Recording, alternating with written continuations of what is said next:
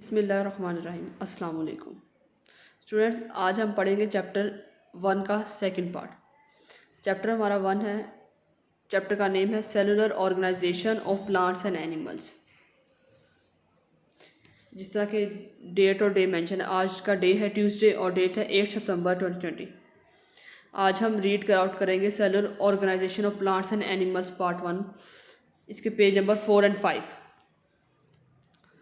Topic का name है shapes and sizes of cell. Cells are of different shapes and sizes. Cells range in size from microscopic bacterium to large egg of an ostrich. The smallest cell is that of a bacteria, Mycoplasma glyphosate, which measures 0.1 micrometer. The large size animal cells are nerve cells, muscle cells, eggs of birds and reptiles. In plants, algae have gigantic cells. The cells of Acetobacter unicellular algae is about 10 centimeter long. इसमें हमें sales की different size और shapes के बारे में बताया गया कि सेल जो है वो छोटे से बैक्टीरियम से लेके एक लार्ज एग ऑफ ऑस्ट्रिच तक हो सकता है। इसका डिफरेंट साइज है। स्मॉलेस्ट जो होता है, जो बैक्टीरिया है, उसका साइज 0.1 माइक्रोमीटर है। और जो कि लार्जेस्ट साइज एनिमल सेल्स होते हैं वो नर्व सेल है, मस्कुलर सेल्स है, एग ऑफ ऑस्ट्रिच वगैरह हैं। एक सेल है यूनिसेलुलर एल्गी है, जो कि लार्ज सेल में आता है, वो 10 सेंटीमीटर लॉन्ग होता है। Apart from sizes, cells differ from each other in their shapes as well. Some cells are spherical, rounded, while others are elongated. Some help in absorption of food, some store materials, while others transmit information. Cell जो होती है size के अलावा, shapes के अलावा size में भी different होती है। सेल कुछ होते हैं जो स्फेरिकल होते हैं, कुछ राउंडेड होते हैं, कुछ सेल्स एलोंगेटेड होते हैं। कुछ सेल जो होते हैं वो मटेरियल को ऑब्जर्व करने में मदद देते हैं, कुछ स्टोर करते हैं फूड को, और कुछ ट्रांसमिट करते हैं इन्फॉर्मेशन को। The cell shape is influenced by the viscosity of cytoplasm, rigidity of cell like white blood cell in blood and amoeba can change their shape to move or to engulf food. A nerve cell needs to transmit information for which it needs to be long so that information can be sent across at a faster speed without errors. A white blood cell products by engulfing the foreign body, like toxin, bacteria, and irregular shape help in doing so. What causes a cell to maintain a shape? It is a cell wall in plants and bacteria and the cell membrane which gives the shapes and rigidity to the cell. हम discuss कर रहे हैं कि जो cell की shape है वो किससे इफेक्ट होती है। जो सेल की शेप है विस्कोसिटी से इफेक्ट होती है, रिजिडिटी से इफेक्ट होती है सेल मेम्ब्रेन की।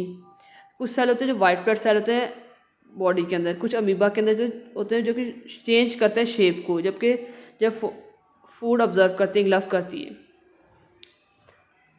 क्या चीज़ है जो सेल की शेप को मेंटेन करती है? बैक्टीरिया और प्लांट्स में जो होता है वो सेल वॉल होती है और सेल मेम्ब्रेन होती है जो कि शेप को मेंटेन करती है और उसकी रिजिडिटी को मेंटेन रखती है। Organisation in human body. The different parts of a human body are involved in different functions are given in the table below. जो डिफरेंट पार्ट्स होते हैं ह्यूमन बॉडी के वो डिफरेंट फंक्शंस में इन्वॉल्व होते हैं, जैसे कि इस टेबल में दिखाया गया है।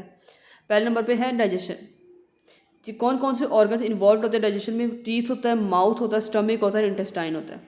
नेक्स्ट है रिस्पॉन्ड टू चेंजेस। चेंज को कौन सी चीज़ें रिस्पॉन्ड करती हैं, कौन से ऑर्गन्स हैं? वो है ब्रेन, स्पाइनल कॉर्ड और nerves. Walking and movement. Walking and movement को जो चीज़ ऑर्गन जो इन्वॉल्व होते हैं वो बोन्स एंड मसल्स हैं। Different organ that perform the same function form the organ system. Thus the digestive system comprises of organs like mouth, stomach and intestine which all perform the function of digestion of food. What are organ made up of? For example, stomach is made up of muscles that help in contraction of the stomach, thereby mixing the food. Epithelial tissue secrete digestive juices that break the food.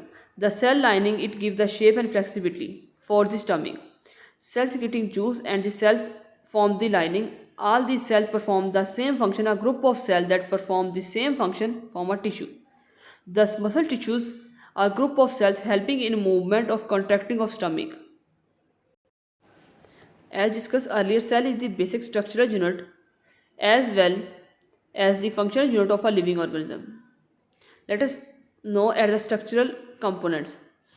इसमें different organs का बताया गया, different function जो perform करते हैं। कौन कौन से ऑर्गन हैं जो परफॉर्म करते हैं? जैसे कि डाइजेस्टिव सिस्टम का बताया गया, जो ऑर्गन्स इसमें इन्वॉल्व है वो माउथ के हैं, स्टमक के हैं, इंटेस्टाइन के हैं, जो कि फंक्शन परफॉर्म करते हैं डाइजेशन के लिए। इस तरह कुछ ऑर्गन्स जो होते हैं जैसे कि स्टमक है वो जो होता है वो मसल से मिलके बना है, जो कंट्रैक्शन ऑफ स्टमक और मिक्सिंग ऑफ फूड के लिए इस्तेमाल होता है। जो चीज़ कॉमन है मसल्स के स्टमक के अंदर वो सेल सीक्रेटिंग जूस है, और सेल है जो लाइनिंग बनाती हैं। ग्रुप ऑफ सेल जब मिलके एक सेम फंक्शन परफॉर्म करता है इसको हम टिश्यू कहते हैं। टिश्यू जो होता है वो ग्रुप ऑफ सेल है जो हेल्प करता है, मूवमेंट करता है और कंट्रैक्शन ऑफ स्टमक में हेल्प करता है। Cell structures. All cells consist of following components. All cells consist of the following components. Observe the above diagram.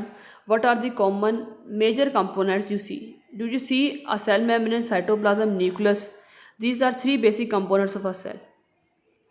उन्होंने बताया है कि हमें जो सेल्स हैं, जो मेजर कंपोनेंट होते हैं सेल के, वो तीन हैं: सेल मेम्ब्रेन, साइटोप्लाज्म और न्यूक्लियस। अब हम वन बाय वन इनको डिस्कस करेंगे। फर्स्ट है cell membrane. The outermost layer that encloses the cytoplasm and the nucleus within is called the cell membrane. This is present in all organisms. It is known as the plasma membrane.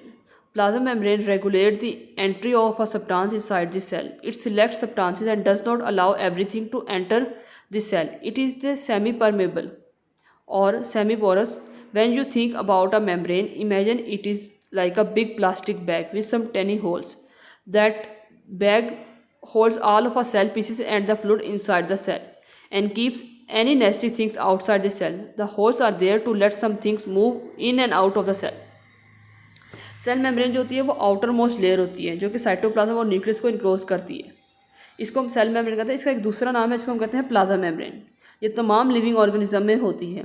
Plasma membrane जो होती है वो regulate करती है entry और substance किसी भी cell के अंदर।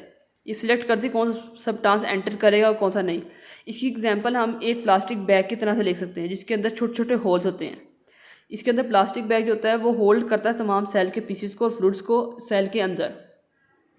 सेल को हम प्लास्टिक बैग को हम सेल कह रहे हैं, जो कि कीप करता है नेस्टी थिंग्स जो होते हैं उसको आउटसाइड निकाल देता है किसी भी सेल के अंदर से। आज की रीडिंग का जो टॉपिक है वो यहाँ पे एंड हो रहा है। अब हम करेंगे क्वेश्चन आंसर्स। जैसे कि यहाँ पे डेट एंड डे मेंशन है, इस तरह अपनी नोटबुक के ऊपर डेट एंड डे मेंशन करेंगे। डे है ट्यूसडे, डेट है 8 सितंबर 2020। टॉपिक है cellular organisation of plants and animals part 1, page number 30। Class work, answer this question in a sentence.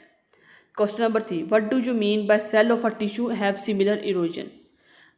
इससे क्या मतलब है कि सेल जो होता है टिश्यू के उसका जो ओरिजिन है वो सेम है।